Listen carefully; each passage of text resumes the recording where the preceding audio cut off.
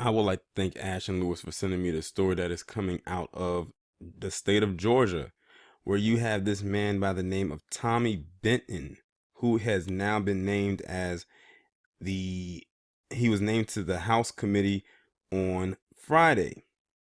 He is now being the chair for the House Retirement Committee, which means he oversees retirement funds for teachers and state employees. But the reason why I'm talking about him is because this guy mentioned how the KKK, well, I'll put it this way. He defended the Klan in a particular statement that he made, and this was a while ago, and he still got elected to this position. Anybody who defends the Klan definitely is someone you have to keep your eye on. But now they're really going to have to keep a close eye on this man because he's in this position. So to all my subscribers who live down in the state of Georgia, I would really like to hear from you in the comments after I read this article about what y'all think about this. It says, a Republican state lawmaker in Georgia who has defended the Ku Klux Klan, or the KKK, was named to a House committee post on Friday. Georgia State Representative Tommy Benton would chair the House Retirement Committee overseeing retirement funds and teachers and state employees, after previously being condemned for controversial remarks related to the KKK and the Civil War. Benton faced national backlash in 2016 when he insisted the KKK was not so much of a racist thing, but a vigilante thing to keep law and order. Hold on. A vigilante thing. So basically what you're saying is the KKK were supposed to be the heroes, and black people who was their primary target was the villains, almost like they were Batman and we were just the crooks that Batman went after. Now, the reason why that really stuck out to me when he said vigilante, and it makes me think of a video I just did about a certain individual by the name of D.W. Griffith.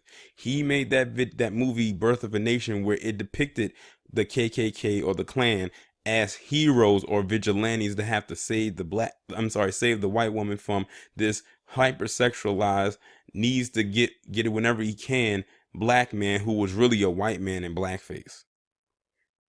It's ironic he says that. I wonder if he watched that movie, because it sounds just like it came from that script.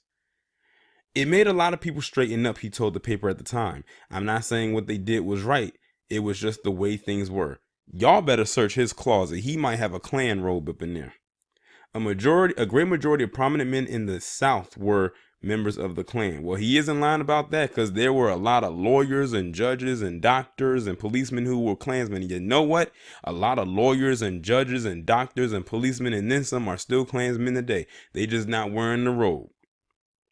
Should that affect their reputation to the extent that everything else good that they did was forgotten? So it's like this guy is saying he's trying to condemn them, but he's also defending them in the same breath.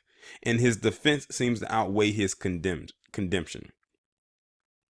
Benton also openly opposed a statue of the Reverend Martin Luther King Jr.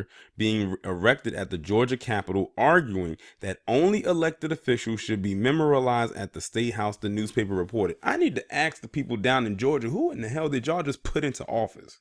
Who did y'all just elect? Like, who? Excuse me, I don't know what this is all about. And ironically, Martin Luther King is from Georgia. Last I checked. The Jackson County Republican is also a staunch supporter of the Confederate monuments. No surprise, none whatsoever. And I bet you he would not be opposed to having them memorialized, even though they were not political figures either.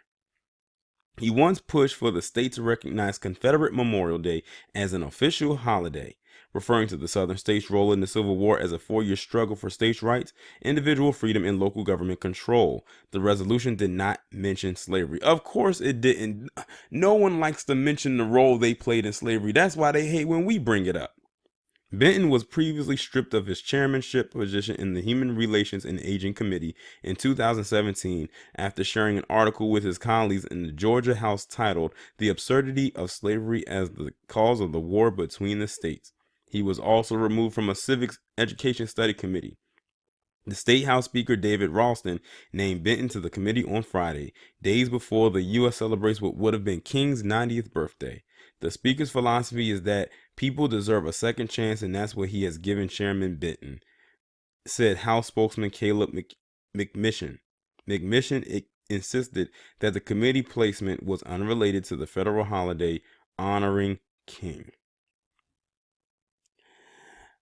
I see things in the South have not changed at this point, nor will they change. You got to think Georgia is right next door to Alabama, which is right next door to Mississippi, which is right around the top, right around Tennessee, Kentucky, Oklahoma, Texas, then, and of course, who can forget about Florida and their ratchet ass. This does not surprise me in the least bit, but I really would like to hear from my subscribers who live down in Georgia. Did y'all know? Y'all had to have known about this man because he's a public figure.